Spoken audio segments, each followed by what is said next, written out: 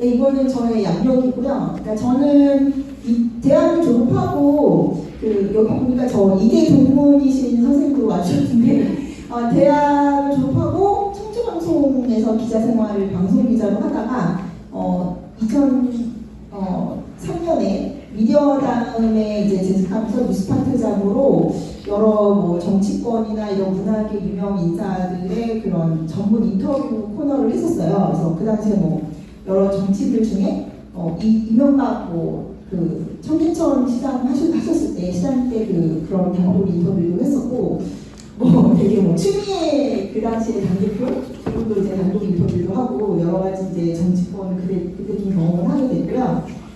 교수로서는 이제 논문을 많이 쓰고 있고 이제 넘어가서 X세대의 정치적 감수성 이 얘기를 좀 드려야 될 것 같은데 이 책은 사실은 이제 X세대의 이야기거든요. 그래서 많은 분들이 왜 책의 제목을 82년생 김지영 그런 거 비슷하게 73년생 한동훈으로 했냐. 그러니까 이거는 저에 대한 마케팅이기도 하고 이 책을 이제 독자들한테 독자들한테 이렇게 설명하는 하나의 메시지라고 저는 생각을 해요. 그러니까 이게 어떤 진영을 얘기하거나 이념을 얘기하려는 책이 아니고 우리 세대가 어떤 정치적 격변을 겪어왔고 그래서 어떻게 자연스럽게 이런 가치관을 기별하게 되었는지 그런 이제 왜 이런 내가 정치적 지향성을 갖게 되는지를 좀 이렇게 경험을 약간 공유하는 그런 책이고 그리고 이 책을 통해서 이제 합리적인 모습을 좀 제가 정리하고 싶었다. 그러니까 과거에는 너무 우리 사회가 그 보수라고 하면은 극우라는 낙인을 찍거나 아니면 아스팔트 보수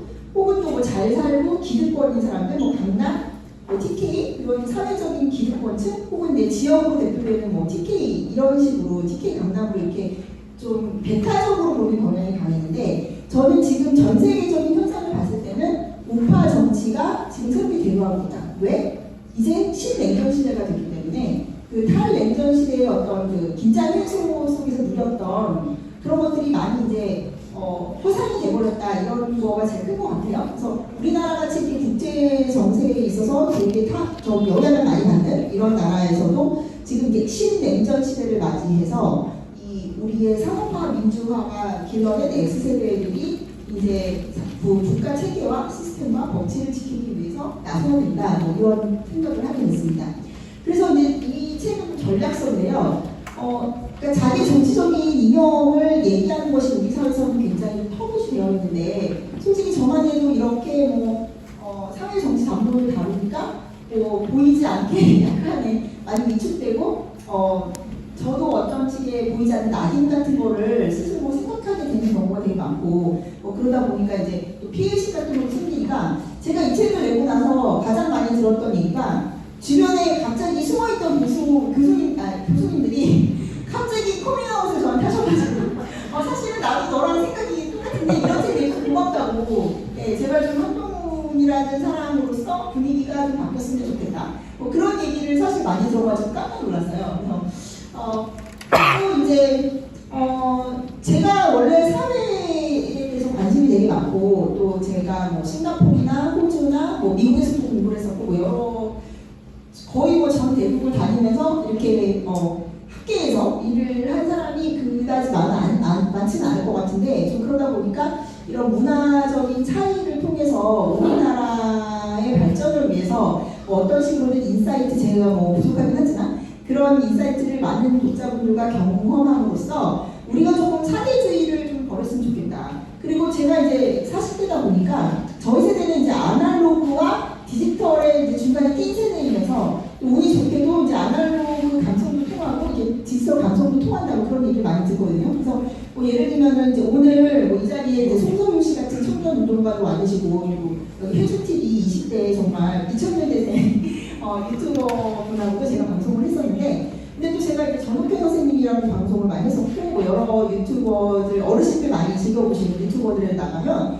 또 그런 얘기 많이 해주세요. 어르신분들이 아니 젊은 사람이 어떻게 이렇게 70년대 그런 정서도 잘 알고 그리고 이 태극기 분들의 그 애국심 있잖아요. 이제 그런 것도 저희는 반공 교육을 받은 세대이기 때문에 그러니까 되게 다양하게 2030과 6070을 아우르시는 세대가 아닐까. 그래서 4050이 사실 되게 좌편향됐다는 얘기도 많이 하고 저 같은 사람들이 30 보수가 우리 세대 내에서의 소수자이긴 한데 오히려 저희 같은 소수자, 세대 내 소수자들이 이렇게 2030이든 6070이든 전 세계를 아우를 수 있는 아날로그 슬래시 디지털 감성을 가지고 있지 않을까. 그래서 저 같은 사람들이 이렇게 숨죽이는 것보다는 나와서 얘기하는 것이 사회 통합이나 그런 거에 더 기여를 할 수 있지 않을까 생각하고요. 그리고 이제 자꾸 일각에서는 이제 제가 무슨 특정 정치인의 뭐 팬심으로 이런 거 썼다 그렇게 생각하시는 분들이 많은데 전혀 아니고요.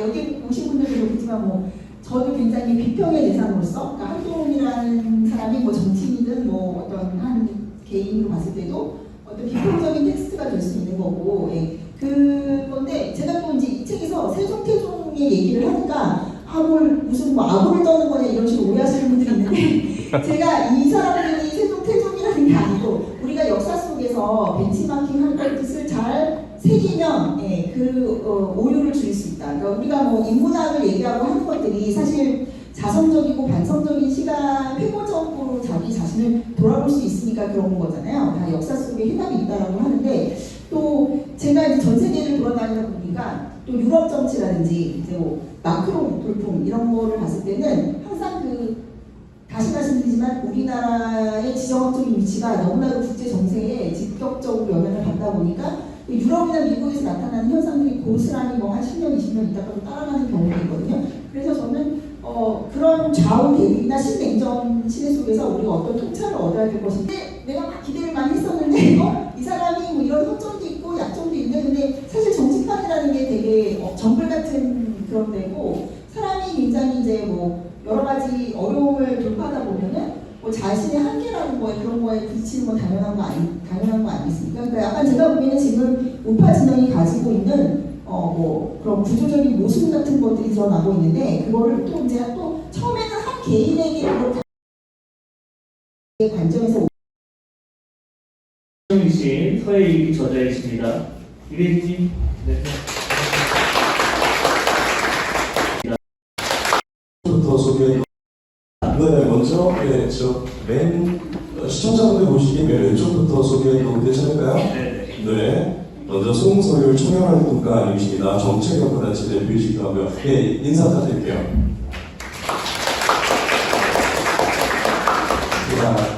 그 옆에 분은 우리 이래진님이시죠?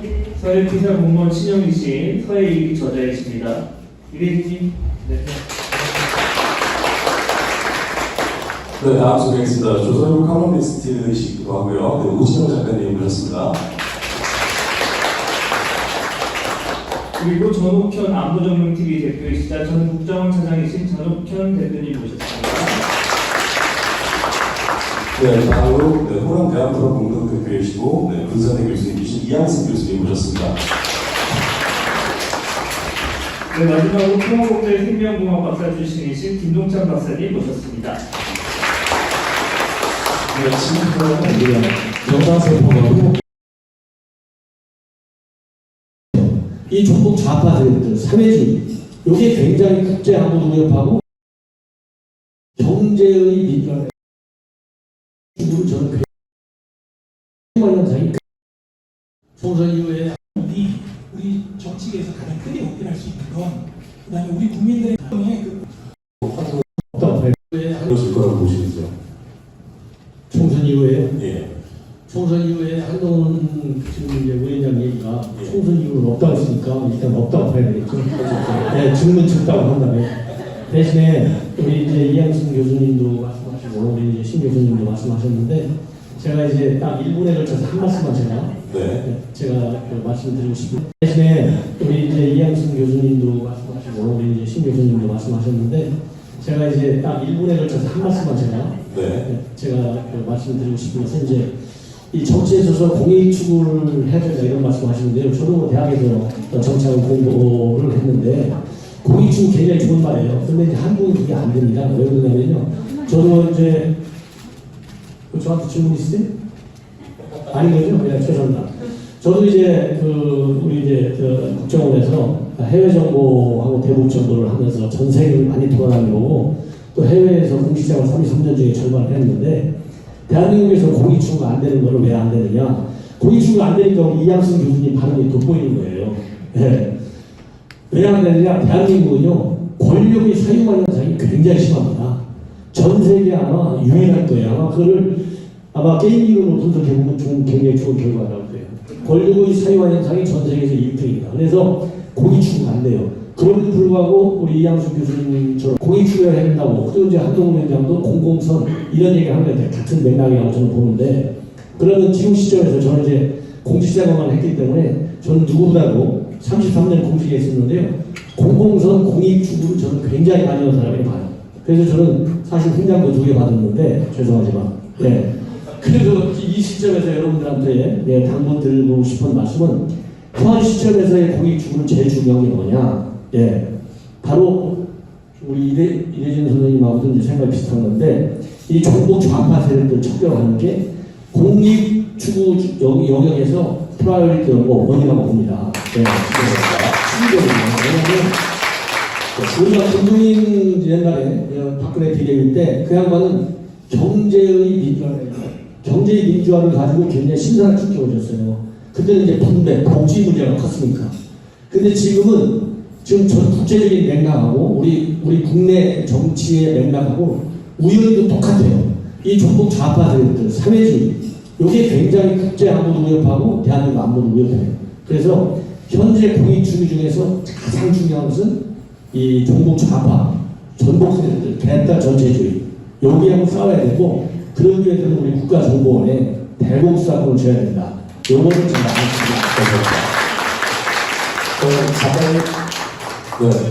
잠깐님. 네.